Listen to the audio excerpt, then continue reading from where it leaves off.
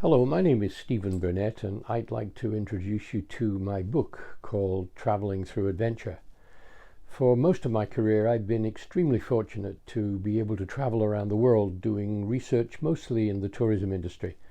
This has taken me from my birthplace in Yorkshire, UK, through to my current home in Canada, of course, and around the world, Africa, Israel, India, the Arctic, you name it, and I've had the opportunity to travel there.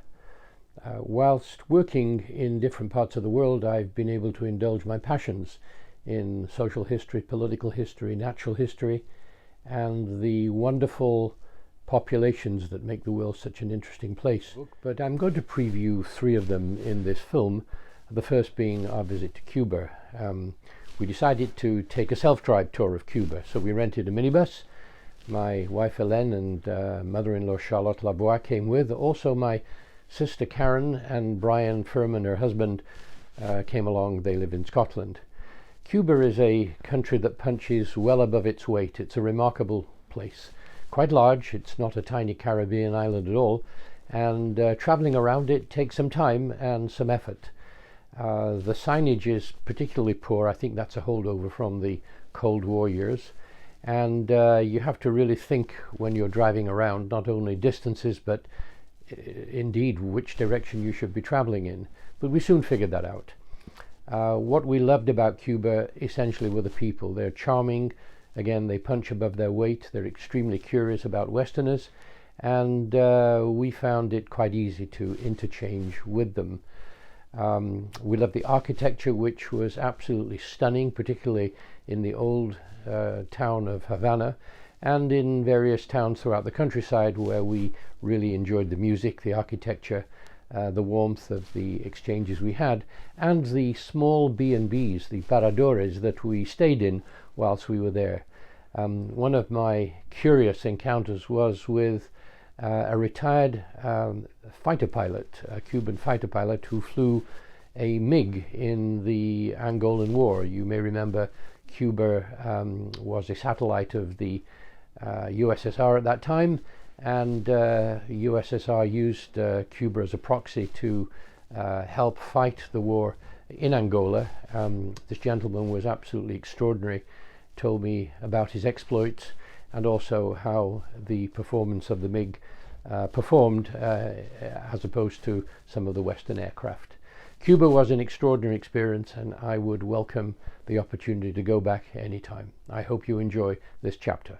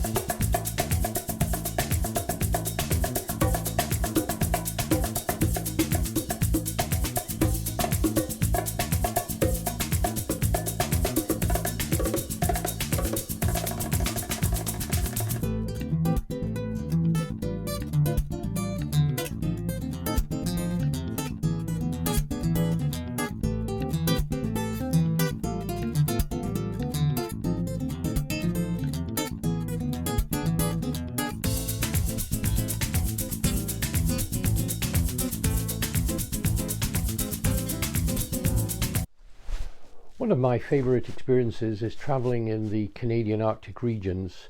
It's a remarkable part of the world, and like many other parts of the world, it's the people that make it so special. Two experiences have been particularly interesting for me. The first was the Lost Franklin expedition, which you may remember was an attempt by the Brits to somehow find a Northwest Passage. They sent Sir John Franklin at that time, along with a couple of ships, and it was an utter disaster. My opportunity to look a little further into this was travelling to Bathurst Inlet Lodge. Bathurst Inlet is a small crack in the Northwest Passage. It's on the mainland, of course, and this is the region where Franklin founded and many of his men perished. I've had the opportunity to travel up to the inlet several times. I've been on the water looking at some of the Franklin sites and reading the journals of Sir John Franklin now as I travelled around. Quite a remarkable part of the world. My other notable Arctic experience was with my good friend and colleague Tracy Walter as we travelled up to Fort Severn in Hudson Bay. The principle behind this visit was to try and look at the effect climate change was having on the polar bear population of Hudson Bay. You will remember, of course, that with climate change, the ice in Hudson Bay does not freeze as quickly as it should do. This denies the polar bears access to the sealing area, which is their principal food. And so what we found was an ice-free Hudson Bay in late November rather, and polar bears wandering along the coastline like forlorn lovers, looking out to sea, wondering when the ice would freeze and wondering when they could go and hunt for seal. A remarkable experience. We were with an Inuit hunter and spent overnight at a tiny little hut on the shores of Hudson Bay with the wind and the snow howling around. A remarkable area and absolutely one that I would love to go back to.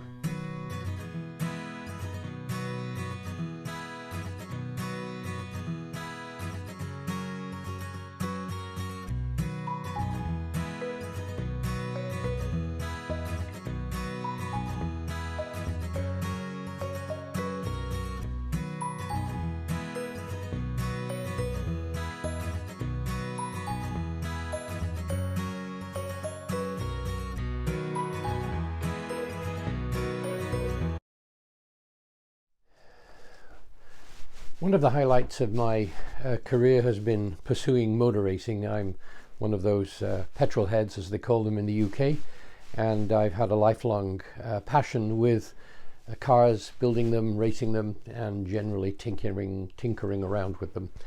The highlight of my racing experiences has to be the Goodwood Revival in the UK. This is held every September on the estate of Lord March. It's close to Chichester in the southern part of the UK, about an hour and a half from London. The Goodwood Revival attracts about 140,000 people to this remarkable event. It's held on the estate around the magnificent Goodwood automobile race circuit. Many of those fans come in period costume, and I would guess about 100,000 of them are dressed in one form of period costume or another. Military costumes, aviation, sailors, char ladies, period road sweepers, military costumes from the United States and Russia and the UK. It's a remarkable experience. It's one of those fantasy events that lingers in one's mind. The racing is superb. This is racing at its highest level. Many of the drivers would do well in professional racing on the world circuits. In fact, some of them do. And the cars are utterly remarkable, probably the world's greatest selection of race cars. I spent the last Goodwood Revival absolutely glued to the track, watching these remarkable vehicles from pre-war, post-war, and slightly more recent take around the track at remarkable speeds, driven by superb drivers. The other aspect of the Goodwood estate, the estate of Lord March, is the location of the airfield at the centre of the racetrack. This was the West Hampnet Spitfire base in the Second World War, where Spitfires took off and flew across the Channel to defend the UK from the Nazi invasion. Each morning at around 6 o'clock at Goodwood during the revival, they replicate the takeoff of several of these Spitfires, and I think some Hurricanes as well. And watching this takeoff into the early dawn clouds is quite remarkable. After that, a good cup of tea and a breakfast at one of the Goodwood canteens, and then the racing starts. Probably one of the greatest spectacles of automobile racing in the world, and Lord March has to be congratulated for his remarkable vision and the skill which he and his team recreate the 30s, 40s and 50s for those of us who were perhaps a little too young to remember. I would heartily recommend the Goodwood Revival.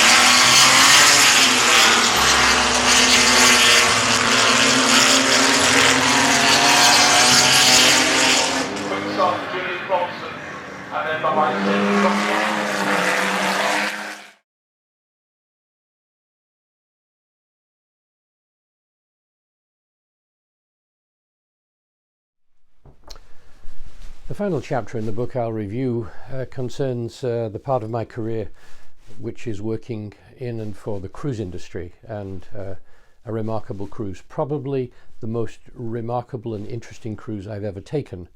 This was on the Grand Mariner, which is a small ship owned by the former Blount Small Ship Adventure cruise line, and it focused on their remarkable cruise through Belize and Guatemala.